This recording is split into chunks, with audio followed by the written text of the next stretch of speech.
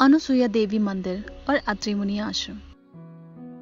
इस वीडियो में हम आपको बताएंगे आखिर माता अनुसुईया मंदिर, भगवान दत्तात्रेय, अत्रि मुनि की गुफा और झरने को देखने के लिए हजारों श्रद्धालु यहाँ क्यों आते हैं।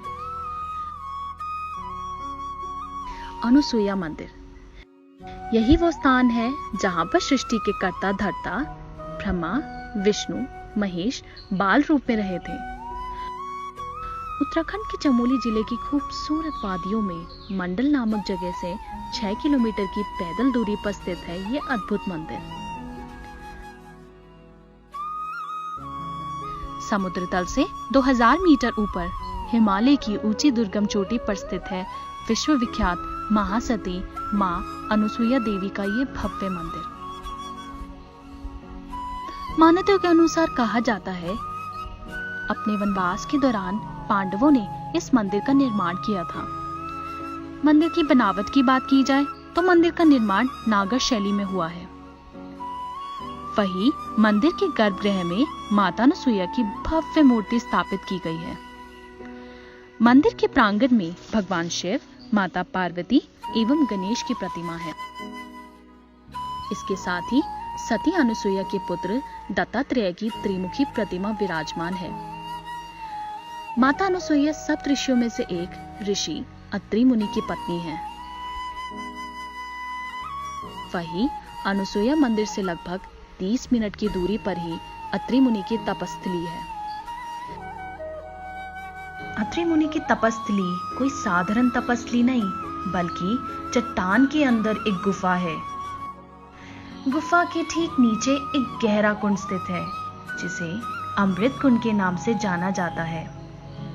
वहीं इस कुंड के ठीक ऊपर से लगभग 25 से 30 मीटर की ऊंचाई से एक झरना गिरता है, जिसे अमृत धारा या अत्रि फॉल के नाम से जाना जाता है। मान्यताओं के अनुसार कहा जाता है इस मंदिर में जप तप करने से संतान की प्राप्ति होती है। और ऐसा आखिर क्यों होता है, आइए जानते हैं इसके पीछे की एक प्रचलित कहानी को।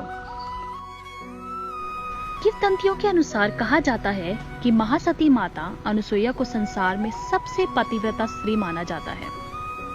इसी बात की परीक्षा लेने के लिए माता सरस्वती, लक्ष्मी और पार्वती ने भगवान ब्रह्मा, विष्णु और महेश को उनकी परीक्षा लेने के लिए भेजा। तीनों देव ब्राह्मण रूप में माता अनुसुईया की कुटिया में पहुंचे और उनसे भोजन कराने का आग्रह किया। साथ में ये शर्त भी रखी कि आप हमें निर्वस्त्र होकर भोजन कराएं। मां अनुसुईया ने कुछ देर सोचने के बाद ऋषि अत्रि के कमंडल से अंजलि भर पवित्र जल लिया तथा तीनों साधुओं पर छिड़का। पानी की छींटे पड़ते ही तीनों 6-6 महीने के रोते बिलखते हुए बच्चे बन गए। फिर तो माता अनुसुईया ने उनकी इच्छा अनुसार निर्वस्त्र होकर उन्हें अपनी गोद में बिठाकर भोजन कराया। काफी समय बीत जाने के बाद भी जब ब्रह्मा, विष्णु, महेश स्वर्गलोक वापस नहीं लौटे तो तीनों देवियां चिंतित हो गई। जिसके बाद वे तीनों अनुसुईया माता के आश्रम गई और उनसे क्षमा याचना करने लगी। जिसके पश्चात भगवान अपने रूप में वापस आए।